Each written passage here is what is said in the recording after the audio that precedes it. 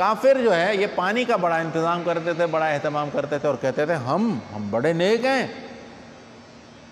کسی آدمی کو جا کر کہیں نا بھائی تو نماز نہیں پڑھتا، ہاں تیری نمازوں سے بھائی میرا دل صاف ہے، وہ یہی جواب میں دیتا ہے، او تو جا کے نمازیں پڑھ، تو نیک بن جا، اور ہم ایسے ہی صحیح ہیں، اور میں جو نیکی کرتا ہوں نا وہ تمہاری نمازیں کسی کام کی نہیں ہے اس کے مقابلے میں۔ لوگ ایسے بہانے بنا کر نماز کے قریب نہیں آتے، نماز چھوڑ دیتے ہیں۔ تو کافر یہی کہتے تھے کہ تم لوگوں کا بس، تم لوگ کیا سمجھتے ہو اپنے آپ کو کہ ہم نے سب کچھ نماز پڑھ لی، ہم نے جو ہے نا وہ کلمہ پڑھ لیا تو بس، ہم بھی تو دیکھو نیک کام کرتے ہیں۔ تو اللہ تعالیٰ نے سب سے پہلے تو ان کی تردید فرمائی کہ بھئی دیکھو، عمل کوئی بھی اچھا اللہ کے ہاں قبول تب ہوتا ہے جب پہلی شرط یہ کہ ایمان ہو۔ ایمان کے بغیر کوئی عمل قبول نہیں ہو سکتا۔ اور ایمان کس کو کہتے ہیں بھائی؟ ایمان کہتے ہیں یقین کو۔ ایمان کا معنی یقین ہے۔ جیسے ایک آدمی کو کسی راستے پر جا رہا ہو تو آگے سے دو نوجوان کھڑے ہوئے ملتے ہیں، کہتے ہیں بھائی آگے نہیں جانا، آگے راستہ خطرناک ہے، آگے ڈکیت ہیں، لٹیرے ہیں، لوٹ لیں گے آپ کو، آگے نہیں جاؤ۔ ان دو آدمیوں کی بات پر اس کو اتنا بھروسہ ہو جاتا ہے کہ اپنا بنا بنایا سارا پروگرام کینسل کر دیتا، نہیں جاؤں گا۔ حالانکہ پروگرام بنایا ہوتا ہے، کئی دنوں سے یہ ترتیب اس نے بنائے ہوتے کہ جاؤں گا ادھر، اسی راستے سے میں نے گزرنا ہے، لیکن دو آدمی اس کو بتا دیں، بلکہ ایک بھی بتا دیں تو یقین ہو جاتا ہے، پکا یقین ہو جاتا ہے کہ ہاں یار ایسا ہی ہوگا۔ تو ہمیں اللہ کے نبی کی باتوں پر یقین نہیں بیٹھتا۔ اللہ کے نبی پاک صلی اللہ علیہ وسلم جو فرما گئے اس کے بارے میں ہمیں اتنا یقین نہیں ہے۔ اللہ کے نبی نے فرمایا نا کہ بھئی حرام تمہارے لیے بہت نقصان دہ ہے، یقین ہی نہیں ہے، کھا رہے ہیں دوا کے۔ اللہ کے نبی نے فرمایا کہ تم اگر اللہ کے حکم پورے نہیں کرو گے تو جہنم میں جاؤ گے، ہمیں پرواہ ہی نہیں ہے، وہ دیکھی جائے گی، وہ دیکھی جائے گی۔ بھئی قبر میں بڑے مسائل ہیں، دیکھی جائے گی۔ یقین نہیں ہے نا، اس لیے یقین نہیں ہے۔ اچھا وہاں کبھی نہیں کہے گا کہ دیکھا جائے گا میں جا رہا ہوں۔ اگر دو آدمی کہہ دیں کہ بھئی نہیں جاؤ آگے ڈکیت ہیں تو کیا کہتے ہیں؟ دیکھی جائے گی، کبھی نہیں کرے گا، سوال ہی نہیں پیدا ہوتا کہ پھر چلا جائے۔ یقین مان لے گا کہ ہاں بھائی صحیح کہہ رہے ہیں یہ لوگ، بھئی آگے کیا پتہ، آگے خطرہ ہے، یہاں مان کر بیٹھ جائے گا۔ اور یہاں اللہ کے نبی نے جن باتوں سے منع فرمایا یقین نہیں بیٹھتا۔ تو پہلی چیز ہے ایمان۔ ایمان کا مطلب ہے یقین، اللہ کی ذات پر یقین، اللہ کے قادر، اللہ کے مالک، اللہ کے رازق، اللہ کے مشکل کشا، اللہ کے حاجت روا، اللہ تعالیٰ کی اجازت کے بغیر کوئی چیز ہمیں فائدہ نہیں دے سکتی، اللہ کی اجازت، اللہ کے حکم کے بغیر کوئی چیز ہمیں نقصان نہیں دے سکتی، یہ یقین بیٹھ جائے تو یہ ہے۔ نمبر 2 کہ کوئی بھی عمل نیکی اللہ کے ہاں قبول تب ہوتی ہے جب نبی پاک صلی اللہ علیہ وسلم کے طریقے کے مطابق کی جائے۔ نبی کریم صلی اللہ علیہ وسلم کی سنت کے مطابق جو عمل کیا جائے گا وہ قبول ہوگا، یہ یاد رکھیں۔ حضور نے جو عمل نہیں بتایا، حضور نے جو نہیں کیا، وہ عمل ہی نہیں ہے، وہ نیکی ہی نہیں ہے۔ آپ کو کتنی اچھی نیکی نظر آئے، وہ آپ کو کتنا بڑا اچھا کام نظر آئے، لیکن جب اللہ کے نبی نے اسے اچھا کام نہیں کہا، صحابہ کرام نے وہ نہیں کیا، وہ اچھا کام نہیں ہو سکتا، نہیں ہو سکتا، کچھ بھی کر لیں آپ، وہ نیکی ہی نہیں ہے۔ ایسی نیکی کا حکم دوسروں کو نہیں دینا ہے جو اللہ کے نبی نے نہیں سکھائی، جو اللہ کا حکم نہیں ہے، جو اللہ کے نبی پاک صلی اللہ علیہ وسلم نے نہیں کی، وہ کوئی نیکی نہیں ہے۔ ایسی نیکی کی لوگوں کو تبلیغ نہیں کرنا ہے۔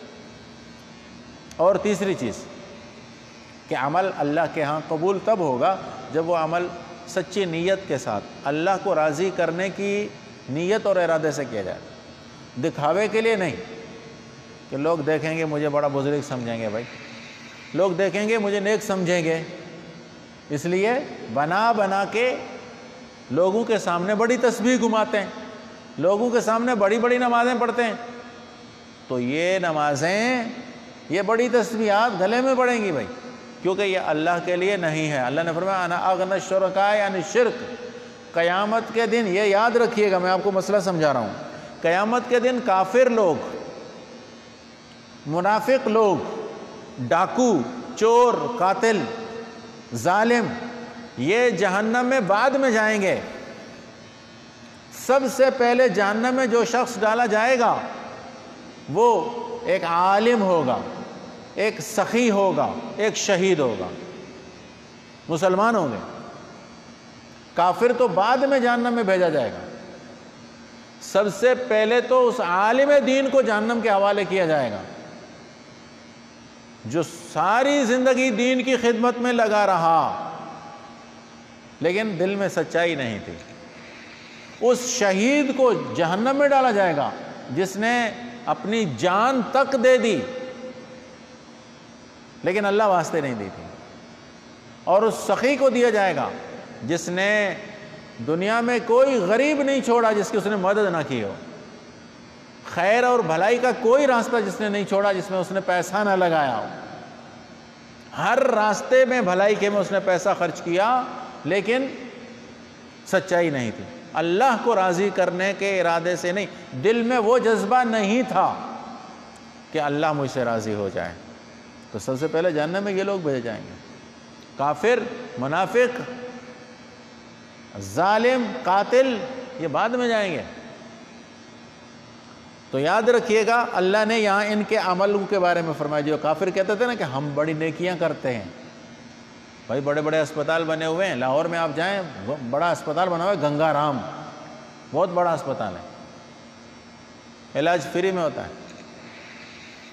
بلکہ میں آپ کو اگر یہ بات بھی کہوں کہ پاکستان میں کئی ایسے مدرسے بھی ہیں کہ جو ہندو چلا رہے ہیں، کئی ایسے اسکول بھی ہیں جو ہندو چلا رہے ہیں، اور اچھے بھلا نظام کے تحت چل رہا ہے وہ مدرسہ بھی، وہ اسکول بھی۔ بظاہر بہت بڑی نیکی ہے، دیکھنے میں نیک کام ہے، لیکن چونکہ ایمان نہیں ہے اس لیے اللہ نے فرمایا ہباء منثورا مثلہم اللہ نے فرمایا مثل الذین کفروا بربہم اعمالہم کرماد اشتدت بہ الريح فی یوم عاصف۔ جو کافر ہیں ان کے نیک عمل کی مثال تو راکھ کی طرح ہے جس کو ہوا لگے، سخت تیز ہوا کے دن ذرہ برابر بھی نہیں بچے گی۔ بہت بڑا ڈھیر راکھ کا آپ جمع کر لیں، دیکھنے میں بڑا ڈھیر ہے لیکن تھوڑی سی تیز ہوا چلی تو ذرہ برابر بھی نہیں بچتا۔ تو کفر کی ہوائیں اعمال کو اڑا دیتی ہیں، شرک کی ہوائیں اعمال کو اڑا دیتی ہیں، عمل میں وزن نہیں رہتا۔ آپ دیکھیں آپ صلی اللہ علیہ وسلم کی حدیث پاک ہے کہ میرا ایک صحابی ایک کھجور اللہ کے راستے میں خرچ کرے اور تم لوگ باقی امتی جو ہے صحابی کے علاوہ احد کے جتنا سونا بھی خرچ کرو تو بھی برابر نہیں ہو سکتے۔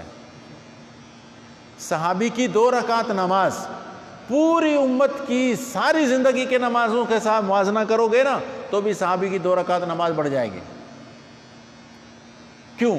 وجہ کیا ہے کہ صحابی کے دل میں پیغمبر کی صحبت کی وجہ سے جو اخلاص اور سچائی آتی ہے نا وہ کسی کے اور کے دل میں نہیں ہو سکتے۔ اور پھر صحابیوں کے اعمال نبی کے اعمال کے مقابلے میں کچھ نہیں۔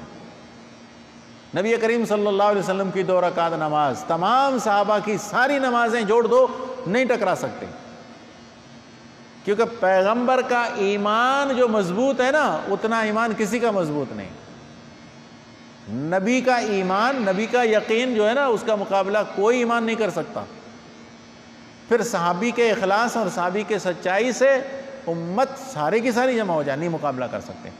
تو کافروں کے بارے میں اللہ نے فرمایا کافروں کے اعمال کی مثال راکھ کی طرح ہے، لا یقدرون علی شیء، قیامت کے دن ذرہ برابر بھی نہیں ملے گا۔